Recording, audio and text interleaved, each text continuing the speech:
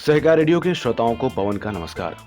खरी खरी की अगली कड़ी में सुनिए लेखक, पत्रकार और कवि विष्णु नागर जी का एक और लेख, तुमने वोट दिया ही कहां।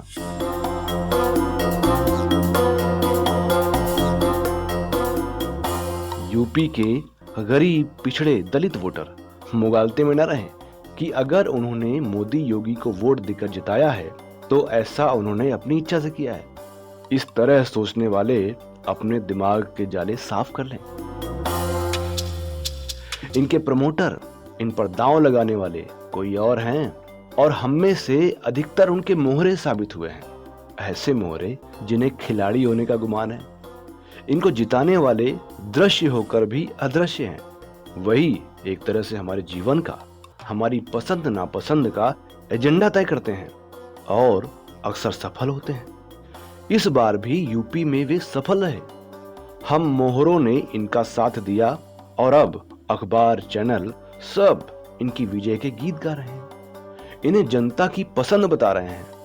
कल तक जो इनके गीत नहीं गा रहे थे वे भी अब सुर में सुर मिलाने लगे हैं।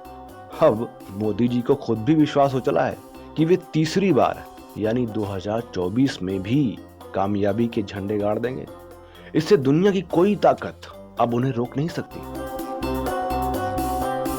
किसी का मोहर यानी रुपया पैसा फिर से हमें अपना मोहरा बनाने में सफल होगा, ये आज से उसे भरोसा हो चला है। इस मिशन को सफल बनाने के लिए वो यूपी चुनाव की खुशखबरी सुनने के दूसरे दिन ही गुजरात पहुंच गया। चर्चा है कि 5 में से 4 राज्यों में जीत हासिल करने के बाद गुजरात में भी जल्दी चुनाव की तैयारी है। उसके जीवन का एक ही मिशन है, चुनाव दर चुनाव जीतना, अपने प्रमोटरों के सामने लगातार अपनी उपयोगिता सिद्ध करना। हम समझते हैं कि इनको वोट देने का निर्णय हमारा था। हम भूल जाते हैं कि हमला देशों पर ही नहीं होता, हमारे दिमागों पर भी होता है। यह हमला कोई बाहरी नहीं करता, हमारे अपने करते हैं और हर दिन करते हैं। WhatsApp, Twitter, Facebook, Bhajpa IT cell, गोदी चैनल, अधिकतर हिंदी अखबार उनके हथियार हैं। यह हथियार बम हैं, तोप हैं, टैंक हैं, मिसाइल हैं, युद्धक विमान हैं। ऐसा कोई बंकर नहीं जहां हम इनसे बचने के लिए छुप सके। इनकी बंकर तक भी पहुंच है। जब हमारे ही हम पर हमला करें तो छुपना बचना मुश्किल हो जाता है। इसलिए गरीबों, भ्रम में मत रहो कि वोट तुम्हारा था। अपनी मर्जी से तुमने मोदी योगी को दिया था। ये वोट तुमने नहीं, तुम्हारे पास दिन में 50 बार आने वाले व्हाट्सएप मैसेजों ने दिया था। IT सेल के झूठ के पुलिंदों ने दिया था। मोदी की भगवान टाइप जो इमेज तुम तक पहुंचाई गई उसने दिया था। जिस मुसलमान को इन्होंने बड़ी मेहनत से हमारा तुम्हारा दुश्मन घोषित किया और करवाया है, उस नफरत ने दिया था।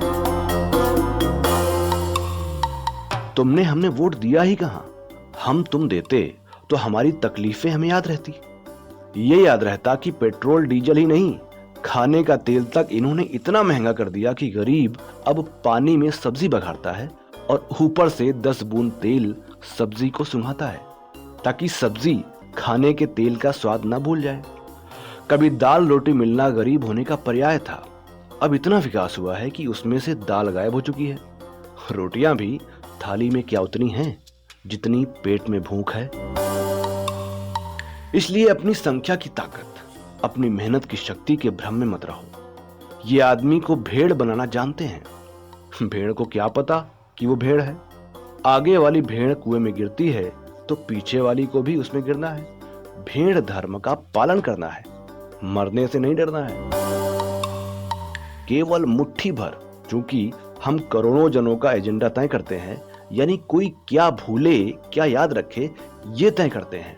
इसलिए हमें तुम्हें ये याद नहीं रहता कि जिसे हमने वोट दिया है या देने जा रहे हैं उसी ने, ठीक उसी ने कोरोना के पहले लॉकडाउन में हमसे क्या क्या भुगतवाया।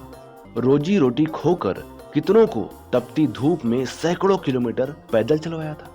पुलिस की लाठियां खिलवाई थी। किसने सबको मरने के लिए छोड़ दिया था। गंगा में वे कौन थे जिनकी लाशें बह रही थी। और कौन इसका असली जिम्मेदार था। उस दौरान बेरोजगार हुआ पति, बेटा या बेटी किसकी थी? किसने यह हालत कर दी थी? जानवर किसकी फसल चल रहे थे और किसके फैसले के कारण? ये बातें याद क्यों नहीं रहीं? और ये क्यों याद रहा कि मोदी सरकार ने 5 किलो अनाज उसी बीच हमें दिया था, मोदी ने नमक खिलाया था। वैसे मोदी की ये हैसियत नहीं कि अपनी जेब से खर्च करके वो एक एक मुट्ठी नमक भी करोड़ों गरीबों को दे सके। ना आयकर देने पर इतराने वाले मध्यवर्गीयों के पैसे में इतनी ताकत है कि एक एक किलो अनाज हर गरीब तक पहुंचा सके। ये हमारी ताकत है। हर छोटी छोटी चीज पर दिए गए टैक्स की ताकत है। ये हमारा नमक था जो हमने खाया था। हमें बताया गया और हमने मान भी लिया कि देश के सबसे असुरक्षित राज्य की कानून व्यवस्था बहुत चाक चौबंद है। वे जानते हैं कि हमारी तुम्हारी मेमोरी में क्या ठूंसना है और क्या डिलीट करना है। उन्होंने ये काम बहुत चालाकी से किया और हम इन्हें अपना उद्धारक मान बैठे, इन्हें वोट दे बैठे।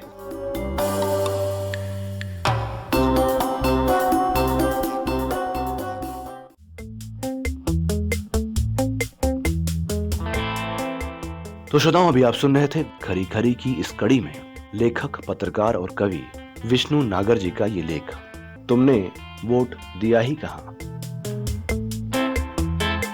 अगर आप सहकार रेडियो का कार्यक्रम पहली बार सुन रहे हैं और हमसे जुड़ना चाहते हैं तो 9617226783 पर अपना नाम और जिला या शहर का नाम लिखकर भेजें। फेसबुक पर जुड़ने के लिए हमारा पेज लाइक करें और यूट्यूब पर जुड़ने के लिए हमारा चैनल सब्सक्राइब करें।